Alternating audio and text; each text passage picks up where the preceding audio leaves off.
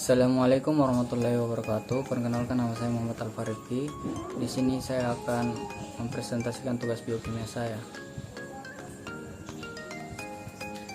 Definisi glikolisis, glikogenesis, glikogenolisis, gluconeogenesis. Glikolisis berasal dari kata gliko yang berarti gula dan lisis yang berarti penguraian, yang dimana glikolisis merupakan proses penguraian gula 6 karbon menjadi 2 molekul asam piruvat berkarbon.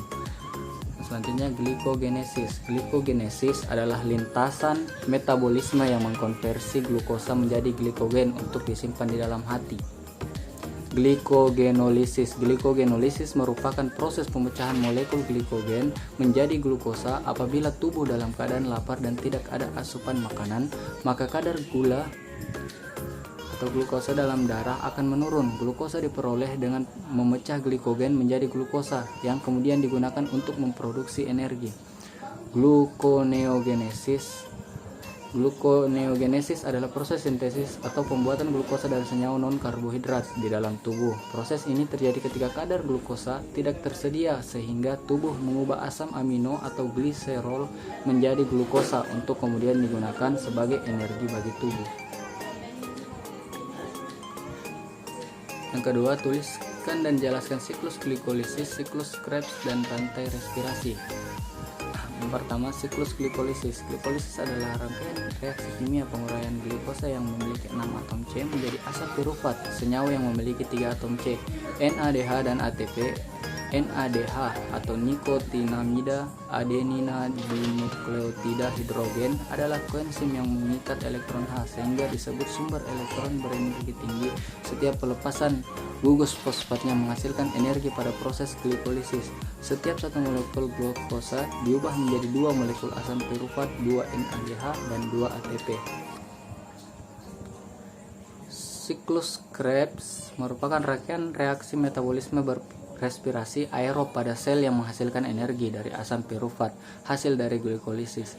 Proses ini terjadi dalam mitokondria sel yang membawa asetat aktif berupa asetil CoA dengan oksidasi glukosa yang diubah menjadi karbon dioksida atau CO2 dan hidrogen atau H2O. Terkait dengan segi metabolisme biokimia, siklus Krebs berasal dari karbohidrat yang keluar membentuk lemak, sedangkan bahan yang masuk untuk siklus ini berasal dari asam amino yang keluar membentuk karbohidrat. Proses tersebut mengakibatkan pelepasan dan penangkapan ATP sebagai energi untuk jaringan, sehingga siklus Krebs ini merupakan proses konversi lemak dan karbohidrat glikolisis menjadi energi berupa ATP atau adenosin trifosfat. Yang selanjutnya, tuliskan dan jelaskan siklus glikolisis, siklus Krebs, dan rantai respirasi. Rantai respirasi adalah rangkaian proses transfer elektron hidrogen yang terjadi pada bagian membran dalam mitokondria dengan melibatkan sejumlah enzim. Hasil akhir dari rangkaian proses transfer elektron ialah sejumlah energi berbentuk ATP yang diperlukan dalam berbagai aktivitas organisme hidup. Respirasi sebagai suatu proses oksidasi yang terdiri banyak tahapan reaksi, dan juga respirasi adalah oksidasi seluler di mana energi yang disimpan dalam molekul-molekul makanan dilepaskan dan digunakan oleh sel. Tujuan respirasi adalah untuk mendapatkan energi melalui proses glikolisis. Senyawa gula diperoleh dari proses fotosintesis. Butiran amilum yang tersimpan dalam jaringan dan organ penyimpanan, cadangan makanan akan diubah kembali dalam bentuk glukosa fosfat di dalam sitoplasma sel. Yang keempat, tunjukkan dan jelaskan hubungan karbohidrat, protein, lipid, dan asam amino. Dalam katabolisme, lemak diubah menjadi asam lemak, karbohidrat menjadi glukosa, dan protein menjadi asam amino. Kemudian diubah menjadi asetil CoA agar bisa masuk ke siklus Krebs dan menghasilkan ATP. Jelaskan proses glikolisis aerob, energi ATP yang dihasilkan 1 glukosa, dan proses glikolisis anaerob, energi ATP yang dihasilkan 1 glukosa. Glikolisis aerob merupakan tahap pertama respirasi aerob yang terjadi di dalam sitoplasma atau sitosol. Pada tahap ini, molekul glukosa akan diuraikan menjadi senyawa yang lebih sederhana. Hasil penguraian molekul glukosa pada glikolisis berupa 2 molekul ATP, 2 molekul asam piruvat, dan 2 molekul NADH.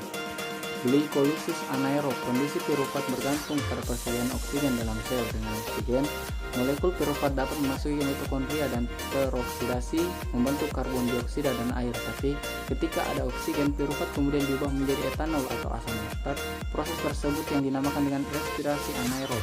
Respirasi anaerob yang terjadi pada prokariota dan eukariota uniseluler sering disebut sebagai fermentasi. Terima kasih, mungkin itu saja yang bisa saya sampaikan pada presentasi saya hari ini. Lebih dan kurangnya mohon dimaafkan. Wabillahi taufiq wal hidayah. Wassalamualaikum warahmatullahi wabarakatuh.